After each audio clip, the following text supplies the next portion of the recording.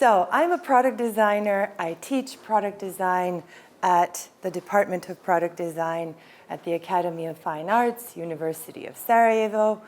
I'm also the creative director of GOES, one of the upcoming emerging brands that Maya mentioned, and I run my own design studio. And this is an example of my newest work for GOES. I come from a family that worked in the Bosnian and Yugoslavian furniture and woodworking industry. This is my grandfather and my father. They worked for Šipad, a Yugoslav-era Bosnian furniture giant that employed about 80,000 people. It was state-owned. And as a young designer, I found furniture the most boring field of design ever. And I never dreamed I would end up designing furniture. After the dissolution of Yugoslavia and the war in Bosnia and Herzegovina in the 90s, the large state-owned furniture companies completely dissolved. New companies emerged, but in a very rudimentary form. They started exporting logs. And then they started manufacturing components for other brands. And then they started producing the final product, but for other brands. With some profits and a lot of help from the international community, from local designers, they started working with local designers. And this process took about 30 years to come to fruition. And here you can see one of the pieces I designed for GOES, L-Chair. When I graduated from the Academy of Fine Arts in the early 2000s, there was really no work for me and my classmates in product design. So I went abroad. I practiced design, various fields of design, and in different countries. And I came back to Sarajevo to start teaching. At the time, Bosnian producers had just slowly started working with designers. And this was a really logical step because Bosnia and Herzegovina is so abundant with forests and wood as a natural resource, and with a workforce that knows how to work with wood. We've worked with wood for centuries, despite changes of governments, changes of political systems. The kind of baseline of our economy has always been wood furniture industry. So I decided to set up a studio and to give working with these companies a try. I mainly worked with GOES. They were formerly known as MSN Wood and have recently been rebranded. And today I'll show you 3 furniture collections that I designed for them and in some ways with them. L, Air, and Zen. There is a kind of common denominator in my approach to design, and that's the fact that I try to design for people and with people. I think about individual well-being, the well-being of a community around the production system, and I try to design work that's socially sustainable. I don't see my work as an pour l'artistic piece just for the sake of putting something out there. I think that any product is actually a really important part of nature. Everything that we make is not outside of nature, it's within it. The anthroposphere is actually a part of the biosphere, and we need to have a really good reason to make another product, especially another chair. Yeah? So I try to assess the context, to do a lot of research, and to work really slowly to sculpt my work with my own hands, and then to take the time to work with the technical development team in the factory to make these products happen. This is L Collection again, and the concept behind this work was for it to be clear to each user that this was designed by a woman. The furniture industry is really male-dominated in Bosnia and Herzegovina, and perhaps that can be said of Europe and the world in general. And I really took care to use the female design principle and to make a furniture collection that is curved and that has no straight lines, which of course the technical development team didn't really appreciate that much. It took a long time to develop this. But I think it really paid off because this collection is a bestseller and women really love it. Women are a really important target group that is often kind of in the background, and women are the ones who often make decisions about what will be bought for the whole family, for the whole household, for the interior, and even for public interiors. The collection is completely made of wood, using only wooden joinery. And I try to use a minimal amount of wood. I combine CNC milling and classical carpentry techniques to use as little energy as possible. And it really takes a long time to develop all of my products because they're very thin, they use a small amount of wood, and it takes a while to get them to be strong structures that can withstand industrial testing for public use. Another thing that's important to me is making my work aesthetically neutral. I try not to follow trends so that these pieces can work within different interiors or within one that changes over time. So I think that withstanding and resisting trends is an important part of designing for sustainability. This is the second collection I designed for Goes.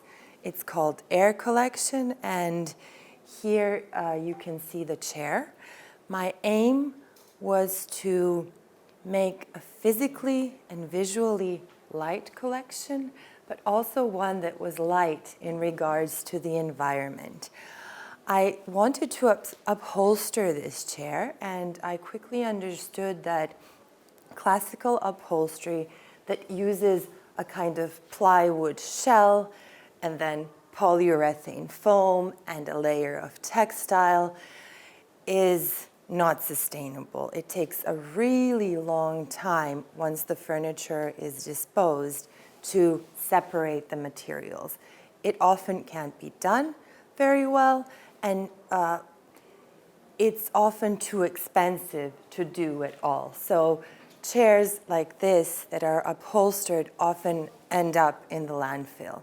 So I experimented with ways I can do an upholstered chair with a solid wood structure, and I came up with this polyester mesh that is made from recycled materials. And the mesh is fixed to the chair so that it can be pulled off very easily in case it needs to be refurbished. And the factory can send you the new mesh in a letter, and you can go to your local upholstery shop to get it repaired. It's also really easy to separate these two materials. So the polyester and the wood can be recycled and reused really easily. And I also made a table. It uses glass, stainless steel, and a wooden structure. It can be flat packed for easier and more sustainable transport. And also all these materials can be separated, reused, and recycled.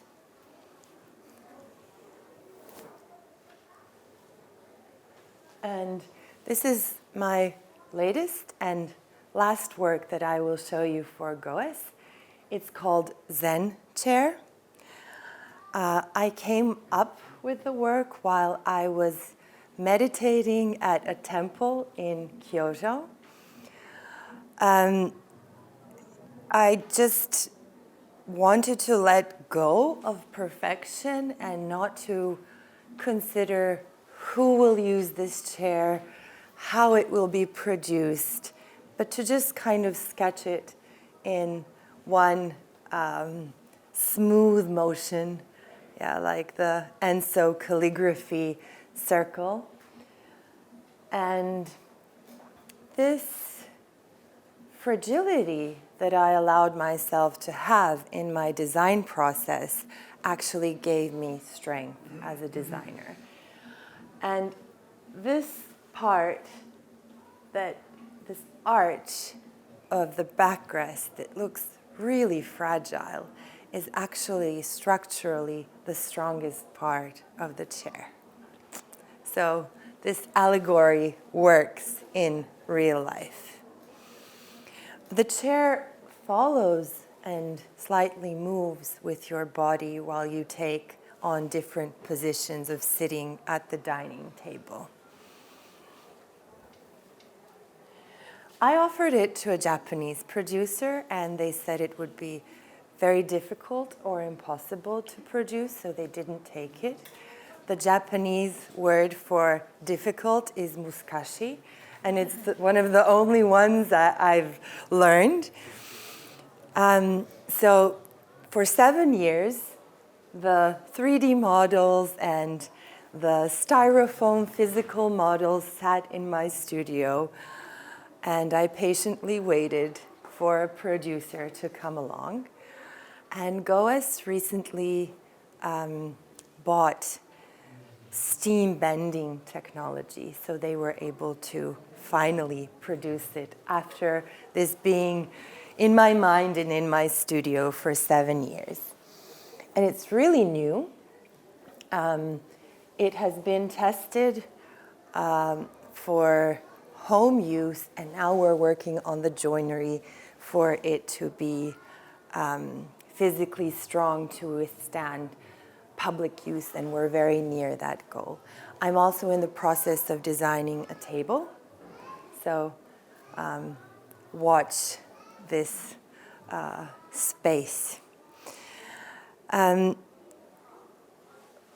been working with the Bosnian Herzegovinian furniture industry for some years now, and it recently came to my mind that I've exhibited extensively around the world, but that I've never shown my work in Sarajevo and in Bosnia and Herzegovina in a kind of holistic way. And this is because this work is mainly being exported, as is the case with these amazing and very established Bosnian Herzegovinian furniture brands like Artisan, Gazda, Zanat, Woke, and Goes. These brands are being sold and being marketed in Europe and globally, but our local scene isn't really involved in this process. And I took this photo at the airport yesterday. I was surrounded by good design when I was a kid, not knowing how amazing this design was. I slept in a foldable bed designed by Niko Kralj in my kindergarten, and children now sleep on polyurethane foam mattresses from who knows where. Yeah? I used the iconic Iskra phone to call my grandparents before I even knew what numbers really were. And I sat on Šipad's dining room chairs and at dining tables when I started eating my first solid food. We bought pretzels at these kiosks designed by Saša Mehtig from Slovenia. And as you see, in this clutter of the Sarajevo airport, this product, even though it's 50, 60 years old, it's in very bad shape. Its beauty still shines. Nothing around it is well designed except maybe the clouds in the sky. But this piece stands out and it withstands the test of time. So,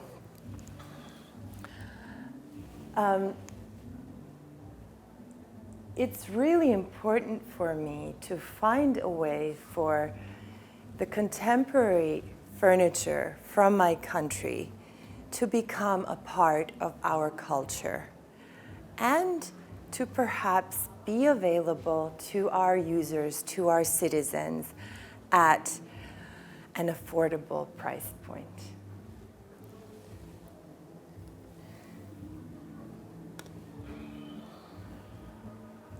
Just yesterday, I closed my solo exhibition where I showed the work for Goas that I talked about.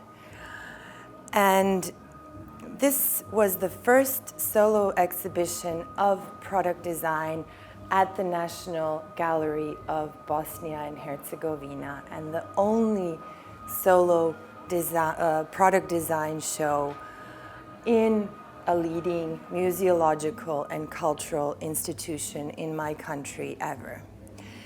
I did this because I wanted to really underline the strength that design has as a cultural object. And I wanted to show contemporary Bosnian Herzegovinian design to the expert public and to the general public. We actually use this exhibition as a platform where we brought together designers, brands from our country to talk about the future of Bosnian Herzegovinian furniture, its strategic development, its potential branding. Like Maya said, we have the potential to become like Scandinavian design, and to very specifically discuss the involvement of women and young people in this process. We also had a series of lectures and a workshop for young designers and design students.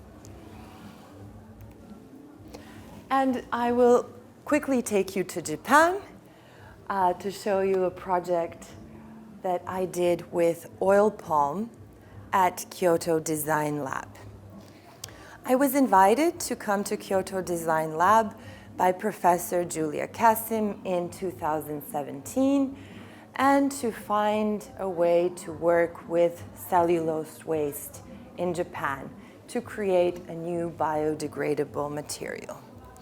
I had a really big team of material scientists working with me, and we really quickly came to realize that Japan uses its wood waste, its bamboo waste. So we look beyond Japan and found out that in Southeast Asia, there is this really terrible oil palm industry that is not sustainable, that's clear-cutting, rainforests, but it still has a huge amount of oil palm fiber waste that is not being used at all. So we decided to work with this material. And we combined it with PLA to make a new biodegradable composite. We made pellets that could be used to extrude a 3D printing filament, and these pellets can also be used for industrial production by injection molding. I designed a chair to showcase the advanced capabilities of the new composite material. The oil palm fiber makes the PLA less resistant to water, and it acts as a reinforcement. I designed a chair.